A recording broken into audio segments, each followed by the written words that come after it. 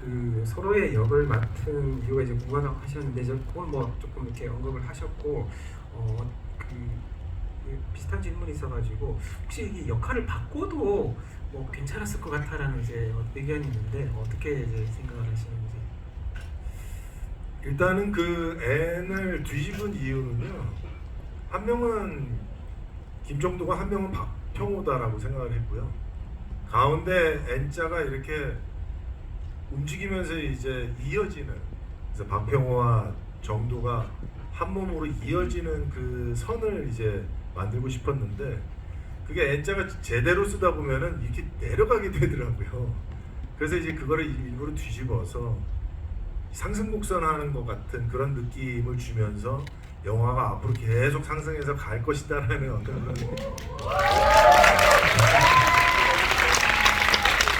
야, 박수가 작잖아.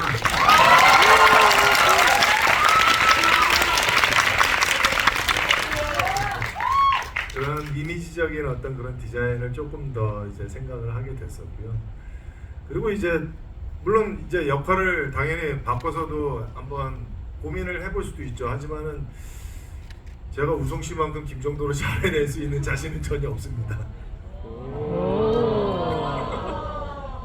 저도 정재 씨만큼 박평호를 잘해낼 자신이 있습니다.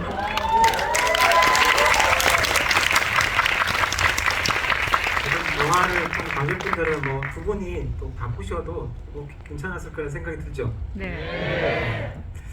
자, 그 줄리아 러브님이 남기신 질문인데요. 영화 잘 봤습니다. 그 이정재 감독님 감독이 될 상이셨어요.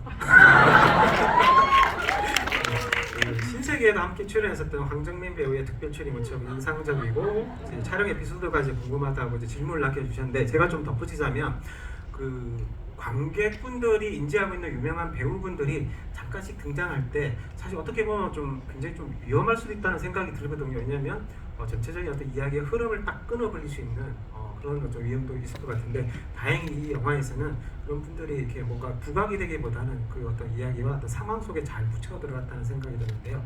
그런 분들을 이제 다 이렇게 한 자리에 또 이렇게 모으시게 된 어떤 그런 좀 뒷이야기들 들려주시면 좋겠습니다. 그 도쿄지구 요원들은 다 오디션 봐서 뽑는 그냥 그게 아니에요. 다 대사들 오디션 카메라 앞에서 그냥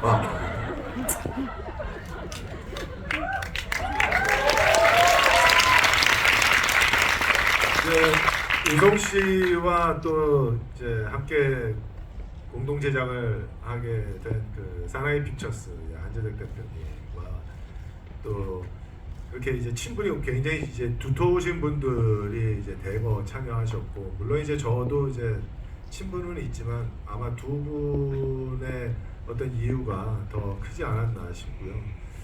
그다음에 또 그 다음에는 이제 정우성 배우와 이정재가 함께 영화에 나온다고 하니까 이제 그분들이 이제 태양은 없다 이후로 이제 되게 오랜만에 이제 영화를 하니까 뭔가 도움을 되게 주고 싶었었던 마음이 되게 크셨나 봐요. 그래서 오히려 저희가 말씀을 안 드려도 더 도와주시겠다고 먼저 연락 오신 분들도 계시고, 또 다른 또 황정민 선배나 이성민 선배님은 또 이제 이 역할은 좀 해주셨으면 좋겠다. 굉장히 좀 중요한 역할이고, 그리고 또 한 번 나오셨는데 굉장히 임팩트가 강하게 이제 보여줘야 되는 그런 연기력이 필요하기 때문에 두 분이 꼭 좀 해주셨으면 했는데 너무나도 흔쾌히 해주셨고, 또 특히 이제 황정민 선배님은 이 북한말까지도 거의 한 달 동안 연습을 하셔서 네, 그래서 그 북한 대사 그 연기 지도하시는 선생님과 또 다른 선생님은 또 개인적으로 또 만나셔서 그렇게까지 열의와 열정을 투자해 가면서 현장에 나타나 주셨어요. 그래서 현장에 있는 저희 모든 스태프들은 완전히 다 졸도했죠, 졸도. 그랬고 그 다음에 이제 한재택 대표님이 그렇게 수많은 그 동료 배우분들이 도와주시겠다고 하는데 누구는 나오고 누구는 안 나오게 할 수 없으니까 다 나오게 좀 해달라라고 아주 특별한 명령을 내리셔서 근데 이제 역시 말씀하신 것처럼 계속 영화의 흐름을 깨는 간격으로 막 자주 이렇게 등장을 하면은 이야기가 좀 너무 산만해질 것 같아서 방법을 고민하다가 아 이분들을 다 모아야 되겠다 그랬는데 황정민 선배와 이성민 선배 사이에 몰면 더 좋겠다라는 생각이 들어서 그쪽으로 이제 왕창 몰게 되다 보니까 조금 다른 그 카메오 출연의 모습으로 촬영을 할 수 있었던 것 같아요. 혹시 김남길 씨 나온 거 아세요? 네? 왜? 어디? 존재 자체가 80년 아니에요? 한 번에 모으셔가지고 깔끔하게 딱 정리를 해주셔서 네, 더 좋았던 것 같습니다. 네. 그 여기서 이제 그 두 캐릭터가 그 중에 한 인물하고 뭔가 좀 감정적인 어떤 그런 부분들이 딱 겹치는 장면이 있는데요. 그게 이제 고문하는 이제 어떤 그 이제 사람이 이제 캐릭터가 있는데 이제 그 정우성 배우님이 이제 굉장히 좀 뭔가 그 고문하는 어떤 모습을 보면서 굉장히 좀 언짢아하는 불쾌한 그런 표정에 있으셨고 이제 아주 신나게 이제 두들기셨는데 그 장면의 어떤 두 인물이 어쨌든 겹치기 때문에 어떤 그런 부분에 대한 어떤 연출을 그리고 좀 연기적인 부분들을 두 분이 한번 들려주시면 좋을 것 같습니다. 김정도 또한 당연히 김정도는 더더욱이나 더욱더 그 안에서 그런 일을 행해지는 것을 막기 위해서 지금 안기부에 이제 들어온 인물이잖아요. 그래서 그런 모습이 아마 끔찍할 정도로 싫었을 것이고 평호 또한 아마 그랬을 거라고 저는 생각을 해요.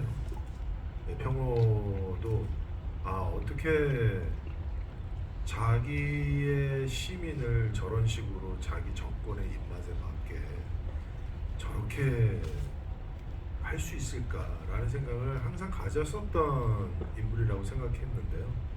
이제 그러다 보니까 이제 그런 사람은 좀 응징해야 되는 게 좀 좋지 않을까 싶어서 우성 씨는 따끔하게 응징하고 저는 신나게 응징하게 되는 그런 상황이 돼버렸네요.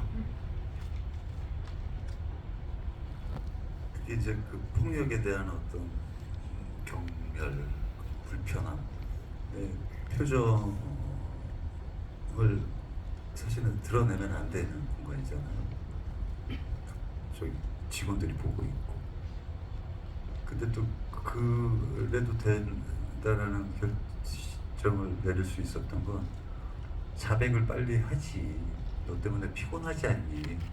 라고 이제 이 직원들이 그렇게 읽을 수도 있는 표정이어서 그거 역시도 약간 그런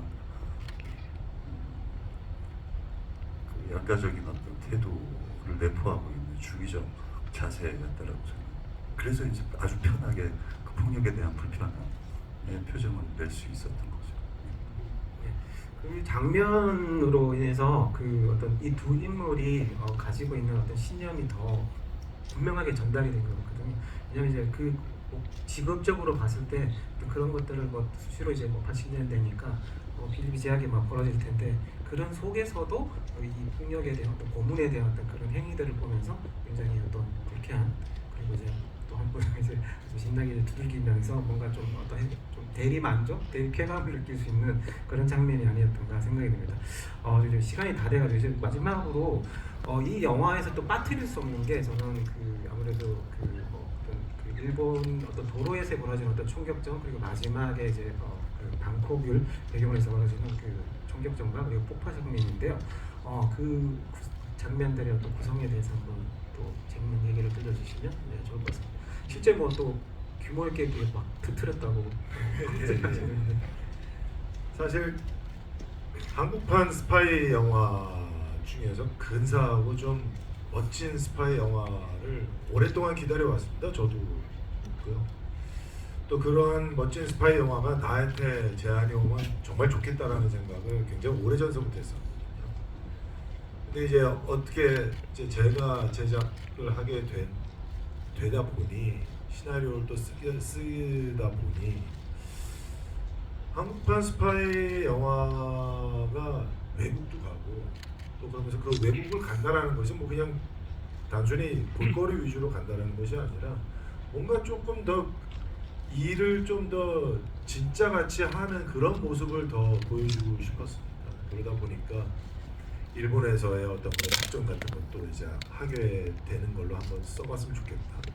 그다음에 이제 라스트는 좀 더 강렬했으면 좋겠다. 그런 의미로 이제 태국과 일본 촬영을 하기로 원했고, 또 시작도 역시 미국에서 시작을 하면은 좀 더 근사한 영화가 나오지 않을까. 그래서 자료를 찾다 보니까 실제로 그때 당시의 대통령이 미국 순방길에 올랐는데 LA, 뉴욕, 워싱턴까지 계속 그렇게 시민들의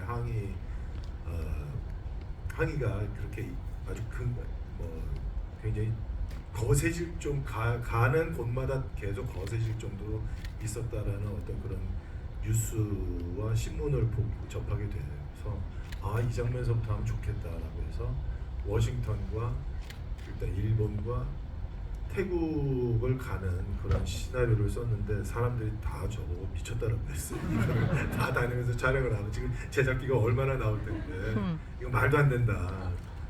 그래서 이제 일본과 태국은 한국에서 찍어야 되겠다라고 아주 작심을 하고서 이제 시나리오를 썼고요. 그러다 보니까 이제 동경 거리는 부산에 아주 비슷한 동경과 비슷한 거리를 섭외를 잘 열심히 해주셔서 미술로 세팅을 다 하고 나머지 빈 공간은 또 다시 CG로 채워넣고 거리에 다니는 택시, 자동차 모든 차들을 다 일본에서 공수해 오고 부산시에 아주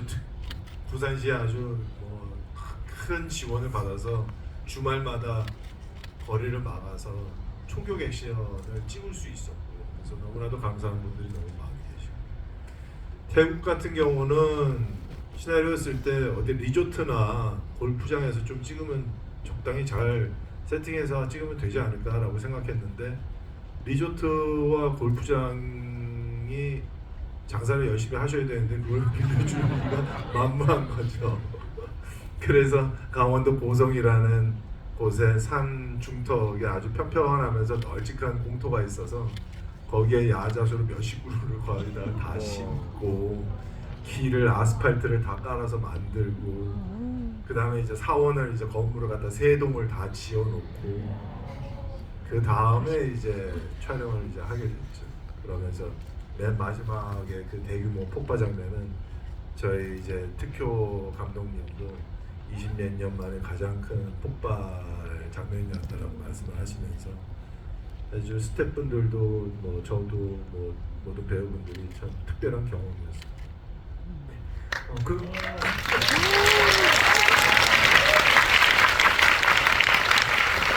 이렇게 어떤 폭파 장면을 이제 찍는데 그 현장에서 어느 정도 이렇게 직접 연기를 하셨는지가 되게 좀 궁금하거든요. 어떠셨나요? 그 이제 그 폭파 분진가루를 예전에는 조금 몸에 안 좋은 가루들을 썼었어요. 근데 이제 요즘은 그런 것들에 대한 경각심들이 생겨서 곡물 가루를 써요. 그래서 빵 터질 때 입 벌리고 있으면 고소한 곡물 가루.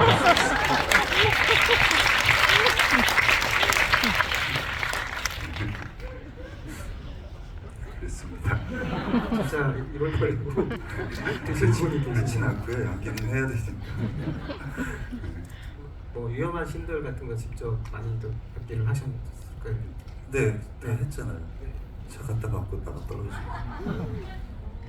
그 직구차를 직접 운전을 하면서 잔디밭을 막 달리는 운전을 직접 하셨어요. 근데 차 바퀴가 그냥 잔디밭에서 달리다 보니까 막 헛돌면서 막 미끄러져 가는데 속도를 전혀 줄이지 않고 그냥 계속 달려가는 거예요. 그러니까 카메라 감독님도 그 모습이 너무 멋있으니까 계속 찍을 수밖에 없는 거죠.